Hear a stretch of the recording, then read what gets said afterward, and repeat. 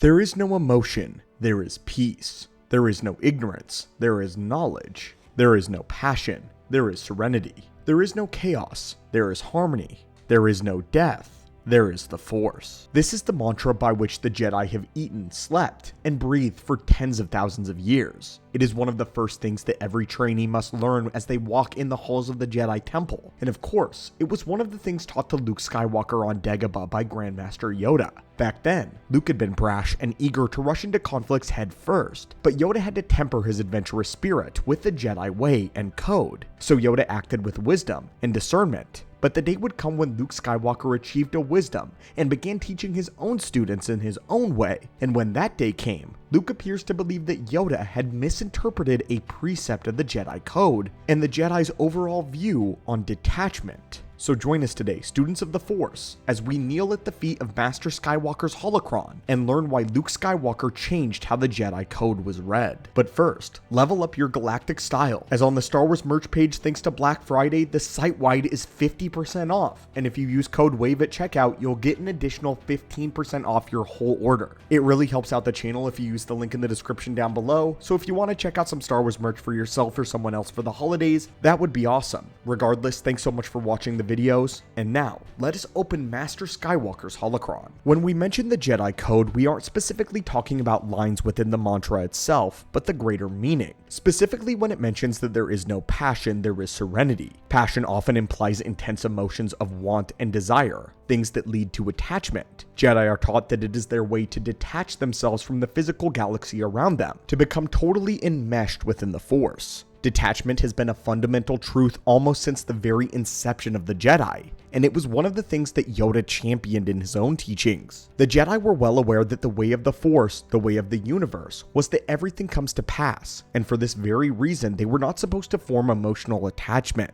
Holding on to a person or a thing beyond its time was the path of misery, putting one's own selfish desire against the will of the galaxy and against the will of the Force. Thus the Jedi had to let go of everything that they feared to lose, to surrender attachment to persons and things that passed out of their life. The fear of loss led to the dark side as proven by Anakin, who was set down a path of darkness by the loss of his mother, triggering his fear of losing his wife. Yoda was terrified of history repeating itself, teaching Luke not only the words of the Jedi Code, but their meanings as well. One of these meanings was to let go of all that he feared to lose, a lesson that Yoda once tried to teach to Anakin. When Luke saw his friend suffering and dying on Cloud City though, he was deeply distressed. But Yoda insisted that he remain behind to continue training. Luke exacerbatedly asked his master if he was just supposed to let them all die, and Yoda shockingly says, "If you honor what they fight for, yes." Luke initially agreed, but was never able to get the images of their suffering out of his mind, so he decided to ignore the advice of the Grand Master and to go to Bespin. All the while, Yoda attempted to talk him out of it, believing that if he rushed off in emotion, then he would be easily seduced by Vader. But as the years went on, Luke came to find his friends and family as a source of true power. He was never tempted towards the dark side over their fear of loss, but rather empowered by his love and desire to be with them.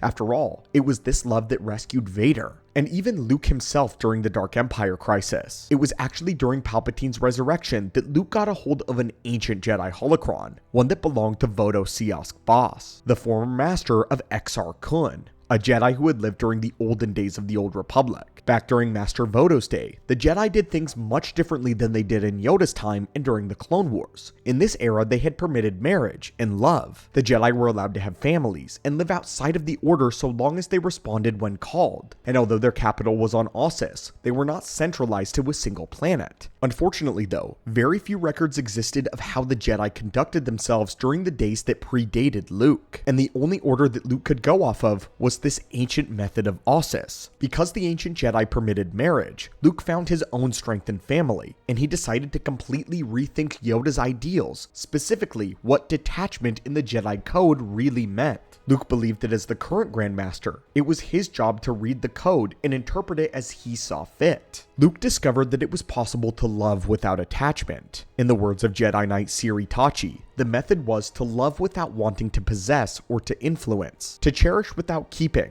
to have without holding.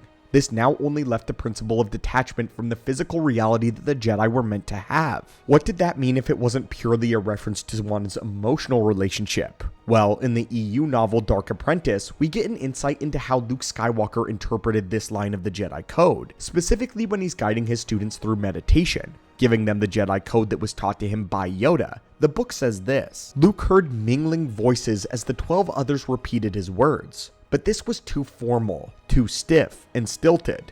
Luke wanted them to understand him, not to memorize mantras. Luke said, "Right now you are floating in warmth in near darkness. Imagine yourselves totally immersed, surrounded, free. Let your minds wander of their own accord. Travel along the ripples of the Force. Feel the Force," he said in a whisper. Then he repeated these words with greater strength. "Feel the Force. You are a part of it. You can travel with the Force, down into the core of the moon, out into the stars. Every living thing strengthens the Force, and everything draws strength from it. Concentrate with me. Observe the limitless vistas your skill will show you." Luke was showing his students what the detachment from the physical world meant: freedom in the Force, a connection to the cosmic energies of life and the power that surrounds it. To fully understand, here is something from the perspective of one of Luke's students, Kip Duran. Kip felt the creatures in the jungle, traced their ripples in the great tapestry of the Force. He smelled the plants and flowers and small creatures in the rainforest. He felt the tidal vibrations of the gas giant Yavin and its other moons as he extended his thoughts towards space. He felt at peace, a part of the cosmos itself. When we totally focus and come to peace, fully pledge yourself to the Force, a Jedi is able to leave behind their physical vessel, to perceive moments and vibrations of everything in great and small detail, from the skittering of insects to the gravitational fluxes of celestial bodies. This was the way of detachment that Luke had known, and when a Jedi achieves this state of mindfulness in battle, their body simply becomes a conduit of the Force. They are able to move and act instinctively, taking only as much action as the Force deems necessary in the moment, with the deadliest timing and precision. In the same way that a spider senses the things that they interact with in their web via vibrations, a Jedi can sense any subtle movement or inclinations within the Force and act accordingly, using sub-relativistic speeds. Obi-Wan knew this extremely well. He had learned to detach oneself from the physical body and the soul, to meld to the Force, acting at the speed of thought. In the novel for Revenge of the Sith, this is how Obi-Wan felt meeting Grievous on the bridge of the Invisible Hand.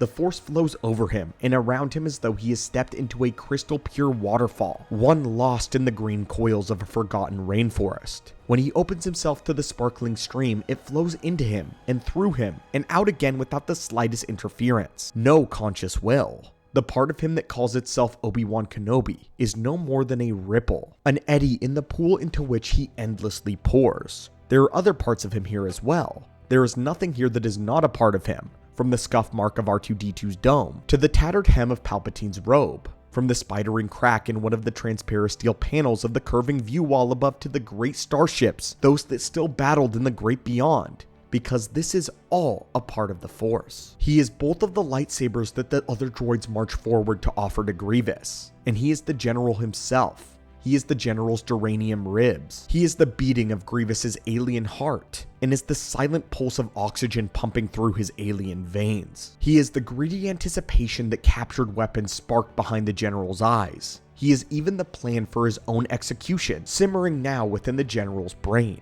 He is all of these things, but most important, he is still Obi-Wan Kenobi. And when General Grievous attacks him, this is how it appeared to Obi-Wan in the Force. The electro drives that powered Grievous's limbs could move them faster than the human eye can see. When he swung his arm, it and his fist and the lightsaber within it would literally vanish. No human being could move remotely as fast as General Grievous, not even Obi-Wan. But Obi-Wan didn't have to. In the Force, part of him was Grievous's intent to slaughter, and the surge from intent to action translated to Obi-Wan's response without thought. He had no need for a plan, no use for tactics. Obi-Wan had the Force. Obi-Wan was able to react faster than the speed of thought, to use the Force to spring the electro drives in Grievous's fingers, forcing him to drop the lightsaber before it slashed Obi-Wan in half. At the same time, he had also sensed R2-D2 was going to cause a distraction. He knew Anakin would retrieve their weapons from Grievous's cloak. The reason we read all of that was to visualize exactly what it looked like when a Jedi perfectly detached themselves from the physical and immersed their being into the Force. This was the detachment that Luke would teach to his students. The reason that Obi-Wan was untouchable as the master of Sarisu in defensive combat was the same reason that Luke would later go on to become a master of the lightsaber himself. In the realm of the Force, nothing was too big or too complicated. It was you, the infinite present, and your consciousness becoming synonymous to the energies of the Force itself, all of which can come back in full complete detachment. But not the word meaning avoiding of relationships, but detachment from all inhibition. Detachment from limit. The limits that someone puts on their own minds, within themselves. The part of them that believes that the task is too large, too difficult. In the Force, there is no such thing as this. The limits of the body mean nothing, and you can simply become the problem at hand, unravel it from within at the speed of a thought. That is the Force as Luke knew it. Now, of course, Obi-Wan had mastered this. Surely Yoda would have as well. While Yoda had 800 years to discover the meaning of detachment, Luke figured it out after rejecting Yoda's teaching, learning for himself. One of the reasons Luke began to teach his own students in a more hands-off way was because of this. He broke the rigidity of the former Jedi Order. Luke didn't want their noses in scrolls and holocrons all day. He knew that without practice and action, that theory meant nothing. He taught his students one lesson a day, or even a week, and then they had to take the time to explore from there, to gain a complete understanding of it, the Jedi principles, through the Force. This was the path that created some of the most powerful Jedi in history, Luke's very students. And this all came from simply changing perspectives on what Yoda had taught Luke before. What did detachment from self really mean? Luke highly respected and loved Yoda and Obi-Wan. He began by having his students learn the Force the exact same way that he had been taught on Dagobah. But Luke would not be insincere. He would teach exactly what he had learned. Very soon we'll be talking more about the way Luke changed from the old Jedi way, and what Luke Skywalker actually thought about Yoda and Obi-Wan's teaching styles, and you'll come to learn that he didn't love every second of them. But for that holocron, my friends, please stay tuned on the channel as we are eagerly constructing it as we speak. But anyway, fellow students of the Force, what are your thoughts on this lore that we have presented today? And again, if you see anything on the Star Wars merch page that you like, there is a big sale where you can get potentially 65% off. Just use code WAVE at checkout. But as always, my friends, thanks so much for visiting the archives today, and as always, may the Force be with you.